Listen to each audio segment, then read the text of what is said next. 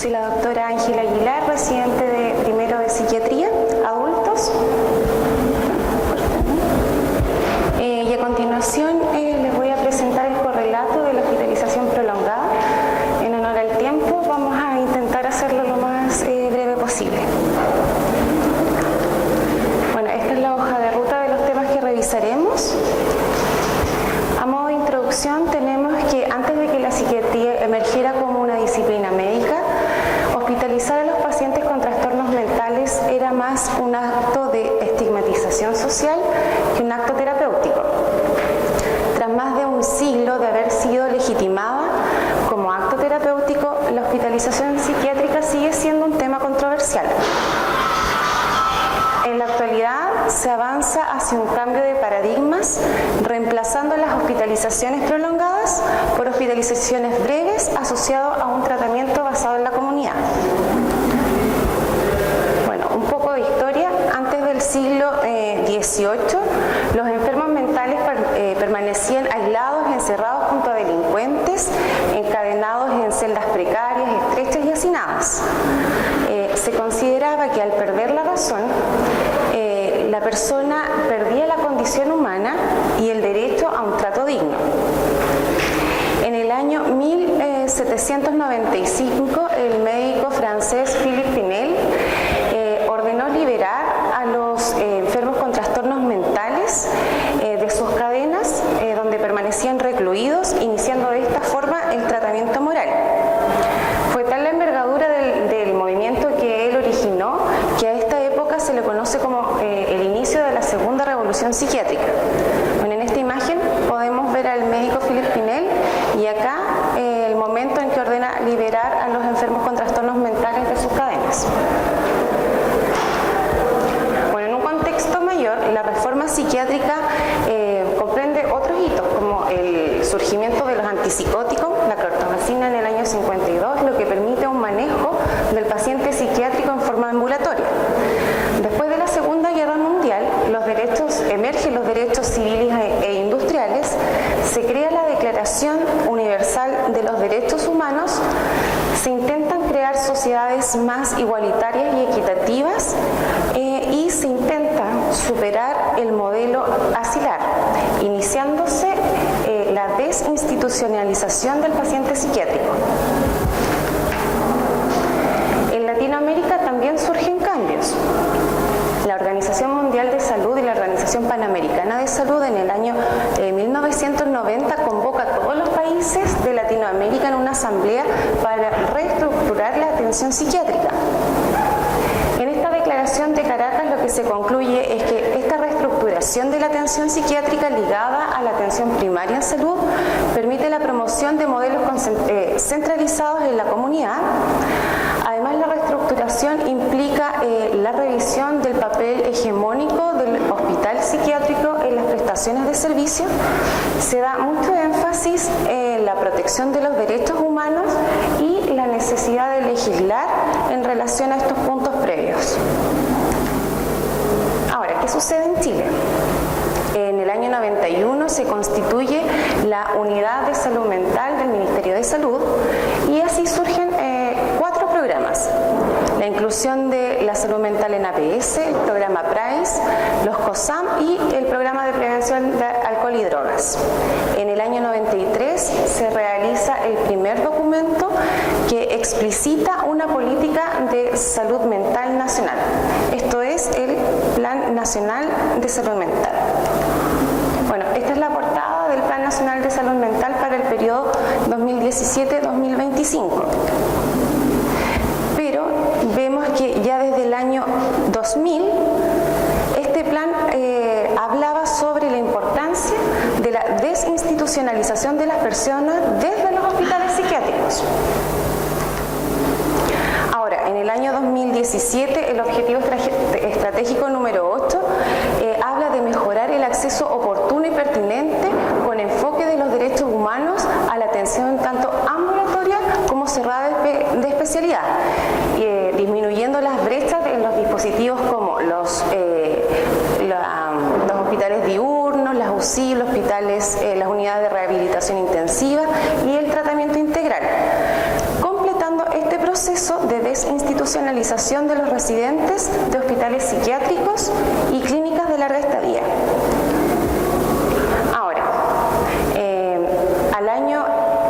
este programa plantea que al año 2025, o sea, en 6 años más, el 100% de las personas que vivían en los hospitales psiquiátricos y clínicas de larga estadía residirán con sus familias o en dispositivos comunitarios autorizados de acuerdo a sus necesidades.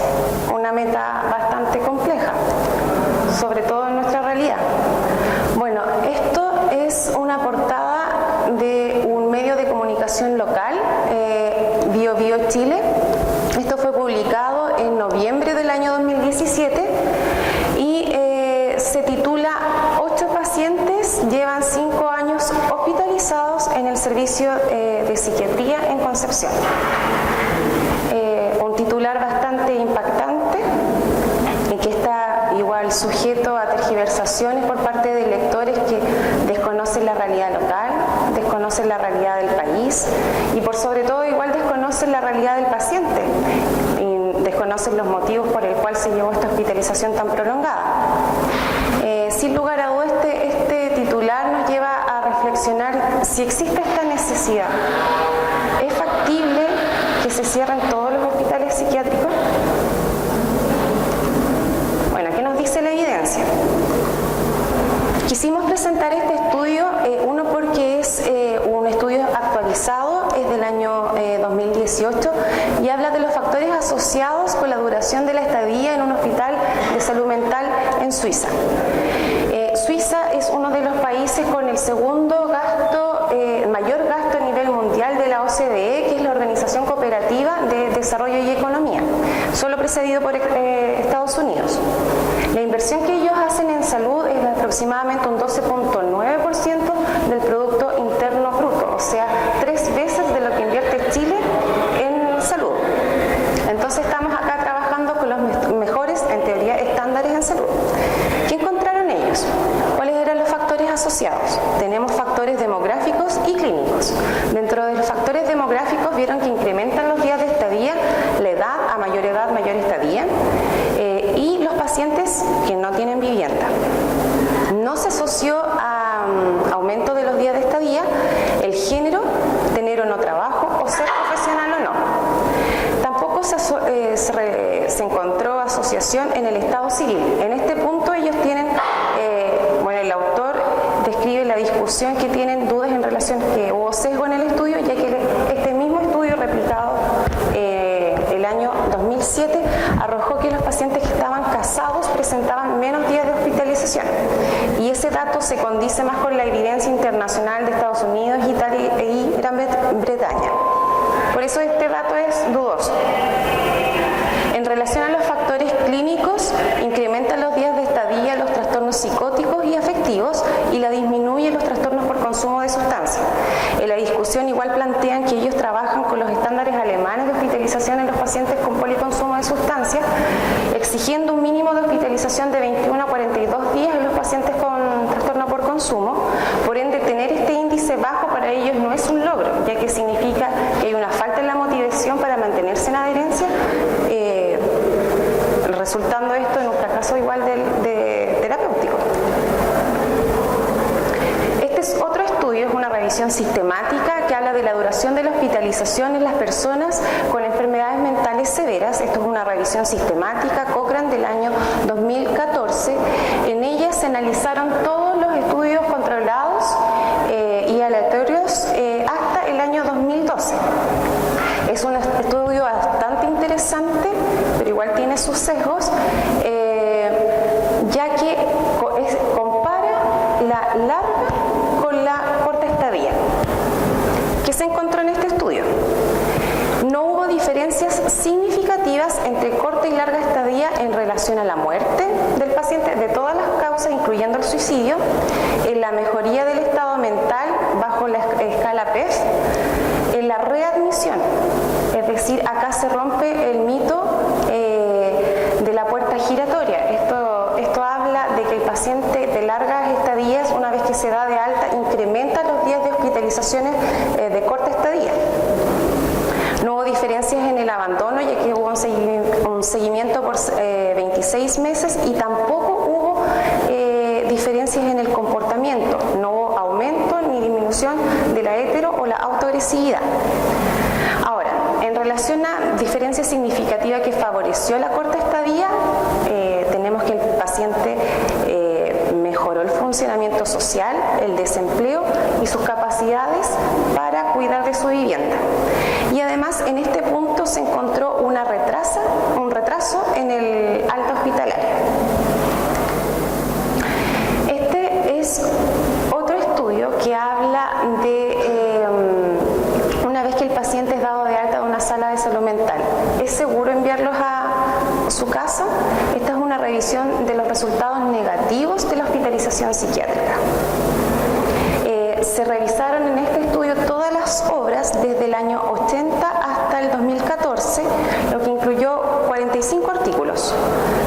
Se analizaron en dos grupos con resultados negativos, corta y larga estadía, pero a diferencia del estudio anterior, este no realizó el análisis comparativo, lo que hubiese sido bastante beneficioso.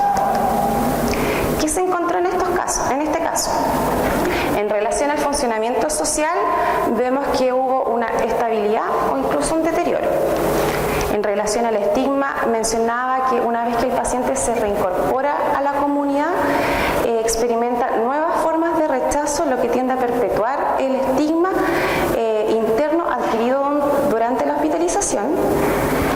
Y es muy importante la forma en que se realiza la desinstitucionalización, ya que en este estudio incluyó un estudio que se realizó en Estados Unidos, donde en el periodo de los 80 se realizaron desinstitucionalizaciones masivas de aproximadamente 20.000 pacientes y 23.000 pacientes en dos tandas, con lo cual no hubo infraestructura que albergara en la comunidad este tipo de pacientes, por lo cual se originó un estigma estructural. Esto también influye, el ejemplo que les acabo de mencionar influyó en relación a los problemas judiciales. Este es un tema bastante controversial, ya que en este mismo periodo en Estados Unidos aumentaron las tasas de problemas judiciales, pero esto se debió a que, como los pacientes eran derivados a la comuna, eran tomados por los policías, y al saber el déficit de camas de los hospitales psiquiátricos preferían llevarlos a la cárcel. Y esto evidencia que las tasas de delitos violentos en pacientes psiquiátricos cometidos antes de la desinstitucionalización masiva eran más bajos que la población general. Otro resultado negativo fue la readmisión. Punto igual cuestionable, habían tasas variables que fluctuaban entre un 55% la más alta y un 23%, pero era principalmente en los pacientes con falta de vivienda, abandono y en los pacientes crónicos no rehabilitables. Bueno, para concluir, debemos decir que la atención psiquiátrica comunitaria brinda la mayor cobertura posible a la población mediante la localización estratégica de los servicios, la continuidad de cuidados y la descongestión de los centros especializados. Sin embargo, en la actualidad sigue existiendo una brecha en las prestaciones de atención de salud mental después que los pacientes son dados de alta. La investigación sobre los efectos de la atención hospitalaria es importante para las políticas públicas de salud mental, por lo tanto se justifican ensayos clínicos más grandes, bien diseñados e informados, especialmente cuando se avanza hacia una política que fomenta la hospitalización de corta estadía y los tratamientos basados en la comunidad. El modelo de cierre de los hospitales psiquiátricos y la desinstitucionalización no es factible de realizar en todos los pacientes, ya que existen usuarios, como los pacientes crónicos no rehabilitables y los abandonados, que debido a sus características particulares están condicionados a formar parte de un hospital psiquiátrico. Eso. Muchas gracias por su atención.